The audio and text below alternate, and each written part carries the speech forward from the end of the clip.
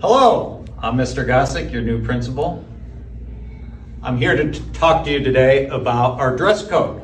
We have some changes coming to our dress code for next school year that we wanted to share with you early. The idea of doing this now is to get the information to our parents so they can, as we bombard Target and Old Navy over the summer to buy our clothes for next school year, that you have plenty of time to know some changes and tweaks we've made to the dress code. Dress code is, when I start looking at things, our policies and whatnot, the first question I ask is why? So as you can see here, the purpose of our dress code, it starts with flyers are people who are respectful and respectable. A student should dress in a manner which respects learning and their own human dignity and humility.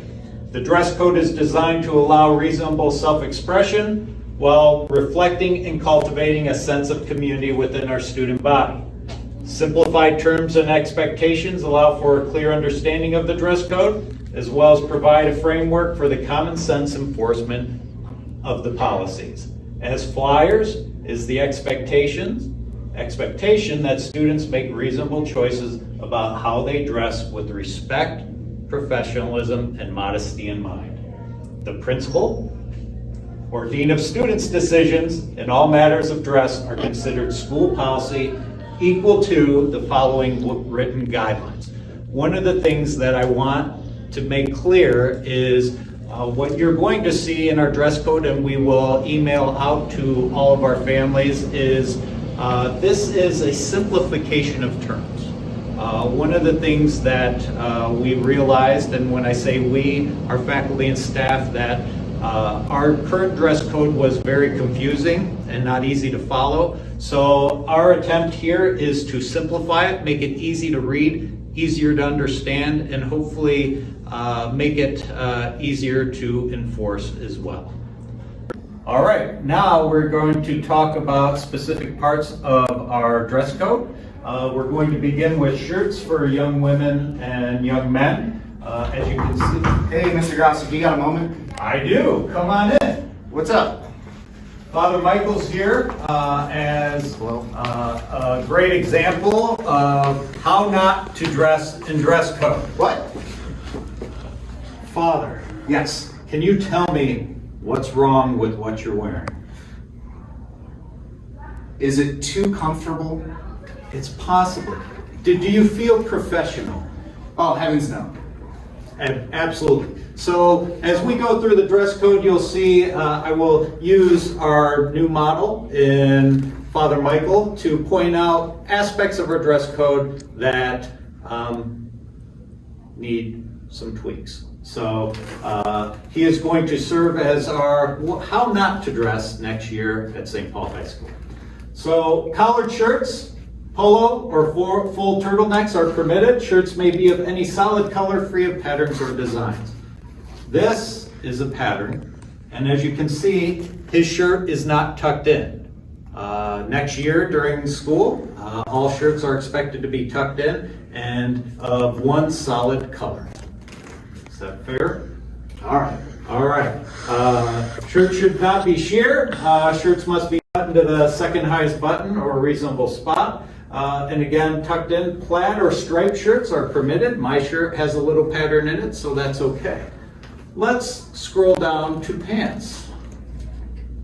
Our pants should be solid colored dress pants. Obviously, Father Michael is not wearing dress pants. He's wearing shorts. Dress pants must be worn. They should not be faded, stonewashed, or cargo in style. Again, they are full style dress pants. Solid in color, no patterns or designs on the pants. Belts must be worn at all times. They must be solid in color with no embellishments. Buckles should be professional and modest.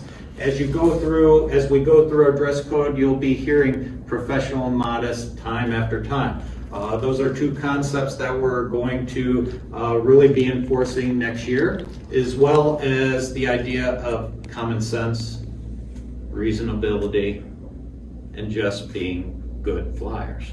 So Scroll down, skirts for gentlemen. Skirts are not permitted, but skirts or skirts must be a solid color and reach the knee or lower. So the skirts must be at your knee or past.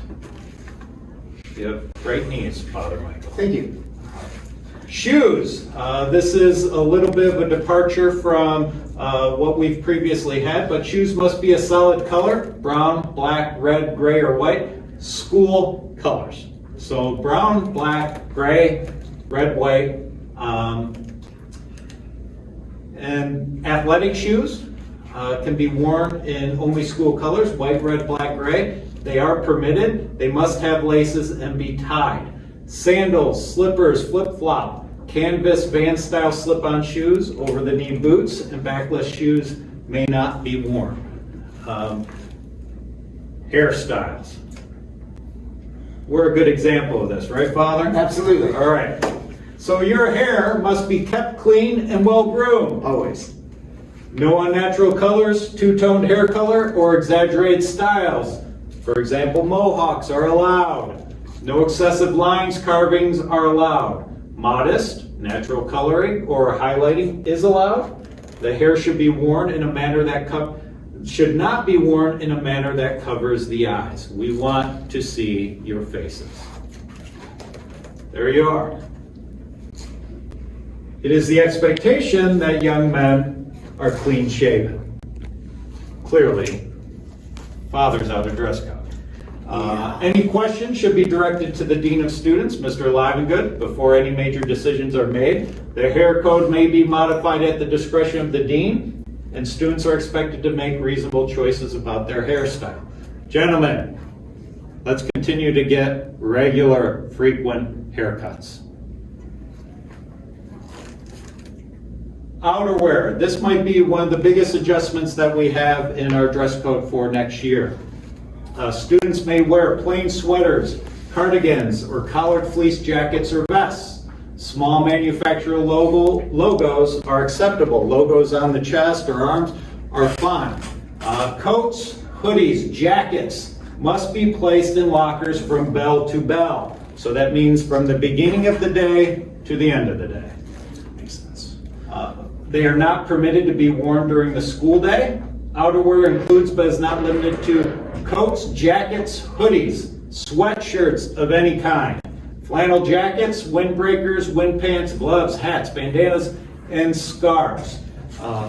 For parents and families, we are going to release an online store of dress code approved St. Paul specific outerwear that will include fleece, vests, and other items that are dress code compliant. You'll get that information in the next couple weeks when the store will open. Our hope is that we'll offer these items throughout the summer, so at multiple times during the summer, so you'll have your choice of buying them.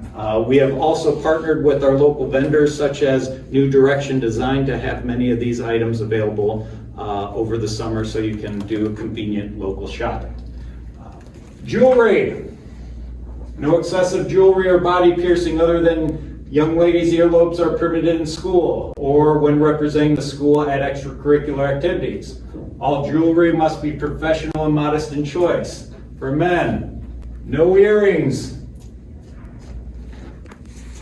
No earrings or excessive jewelry or body piercing are permitted in school or when representing the school at extracurricular activities. All jewelry must be professional and modest in choice. Earrings for the ladies. Professional and modest earrings are acceptable. Plugs or gauges are not permitted. For young men, the earrings are not permitted. Makeup. Makeup must be professional, modest, and chosen from a neutral or natural palette. For gentlemen, makeup is not permitted. Nail polish, No worries. is not permitted. But it's fire color. It's still not permitted. As you can see, this is our dress code for next year. It's very similar to this past year's dress code and previous dress codes. Like everything, many things in the dress code are up for interpretation. ultimately, those interpreting it are Coach Livengood and myself. As you can see, I am dressed very professionally today. And so if you can keep it within our dress code is pretty wide open in terms of colors and choices and in terms of styles, and allowing our students a reasonable amount of self-expression, but also providing an opportunity to build and cultivate that culture of community amongst us. Every time we're together as Flyers needs to be a celebration. And when we're all together, people should know who we are. That's the purpose of our dress code. I look forward to seeing you on August 23rd.